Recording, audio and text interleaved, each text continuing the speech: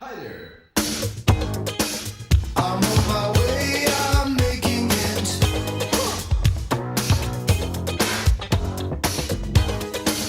I've got to make it show, yeah. The purpose and goal was really to be a catalyst for the community, to change it from a city that was based solely on the traditional businesses of Texas. If you do like a history overview of like all entrepreneurial activity in Austin, I mean, ATI is clearly one of the key, seminal activities that happen in Austin, together with things like MCC and Tivoli Systems launching back in the day. So really you can trace it to, probably Tivoli, the incubator, MCC, and Austin Ventures all coming around at the same time to really create like the underpinning of what's now the Austin entrepreneurial culture. And there are tons of companies that may have not actually been at ATI, but were a result of employees that work for companies that are at ATI. So it's got that downstream effect of people having experienced that whole incubation process and that startup process, which is awesome. Understanding what is the pathway for impressive gains in technology to be commercialized into successful products, that's a big challenge globally. It turns out that the way to tackle those kinds of problems was what led to the creation of Austin Technology Incubator. A lot of these nonprofit incubators, I think, ebb and flow over time based upon what is needed. With all these for-profit seed accelerators coming into vogue, a lot of people have written that the days of the nonprofit incubator are foregone. But we've seen a couple of peaks and valleys in their needs over time, and I think we're moving it into an environment where the volatility in the overall market will make it difficult for angel investors to keep investing the way they have over the last 3 to 4 years. Because of that, I think the needs for someone like an ATI who has their hands extended to everyone will be even greater. For us, ATI represents one of the premier feeder sources of companies into this ecosystem. We've worked with them for a very long time in a variety of different capacities. So ATI is a one-of-a-kind incubator because it integrates extremely well with not just UT but local industry. It attracts companies from all over the world who apply to ATI to join ATI. In fact, as you might well know, it has an application process that's super selective. ATI is providing that bridge between the brilliance of innovators and commercial success in the marketplace. It's where the rubber hits the road, and it's making an enormous impact in this region. ATI is one of the organizations within the Austin community that we look to as a source of deals and opportunities for companies that we fund. And it's just been a great relationship to be able to come in, work with a company, not being the quote-unquote evil VC, but then moving on to that relationship to where then they come back to us for funding. I'll be a big noise with all the big boys, so much stuff. I think of ATI as a conduit, an enabler, if you will. Not that they necessarily bring a solution, but a conduit to help find those solutions in the context of their value proposition. So that could be technologies or other researchers at UT that might fill out a technology set, access to investors who are also trying to understand are there promising new technologies coming out of the University of Texas, and in general to the Austin landscape, the access to service providers and others that are really very important in an ecosystem to get a company started.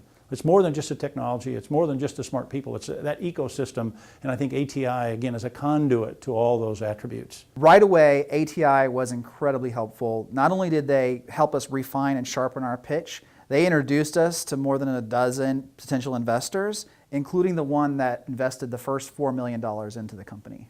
Places where entrepreneurs can go and get started.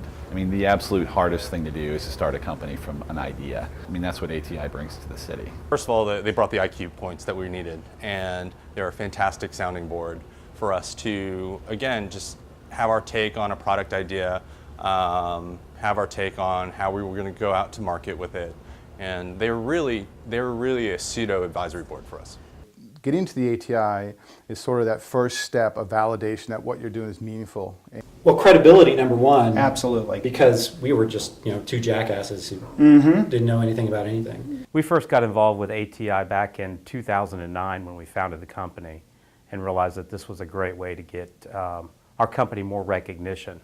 The acceptance in the community the power that ATI brings to your brand and really the support that the ATI people give to us as startup companies. ATI has helped Firefly LED lighting in a number of ways. They've given us numerous opportunities to be in the media, gotten us in front of venture capitalists, and also made introductions to potential customers. In addition, there was some great feedback from the people who were there, and there were sort of these regular check-in meetings where we would talk about our business and where we were, and we would congratulate ourselves going in and then punish ourselves on the way out. But it was, it's the tough love and that kind of thing that really, I think, helps out, helps people understand what it really takes to build out their business. So on the advice front, we both were exposed and got introduced to advisors that had entrepreneurial experience. We were also made accountable through the mock board. I know it sounds silly, but they have fresh coffee every morning ready for you, and that makes a big difference when you're pulling all-nighters. I'm on my way, I'm making it. Yeah, the result has been fantastic. We've just closed our B round of $12 million last couple weeks ago, so we're really excited about that. We're 60 employees. With that B round, we're gonna hire another 50 people. We sold Furnace to BMC Software in December of 2009. So from the day I turned in the business plan to the day we got sold was 4 years and 3 weeks. Ordoro today is growing. We went from 4 beta customers that we had, last fall at ATI to approaching 100 paying customers today. Chrysalis was one of the first spin-out companies of the University of Texas Medical Branch in Galveston. We had good success over about a 7-year period, and we were eventually acquired by a publicly traded biotechnology company. Lombardi, which went through, about 10 or 11 years ago, which we grew and had a very successful sale to IBM. So Bigfoot Networks grew from nothing to a multi-million-dollar multinational company. Over $20 million was invested in Bigfoot Networks.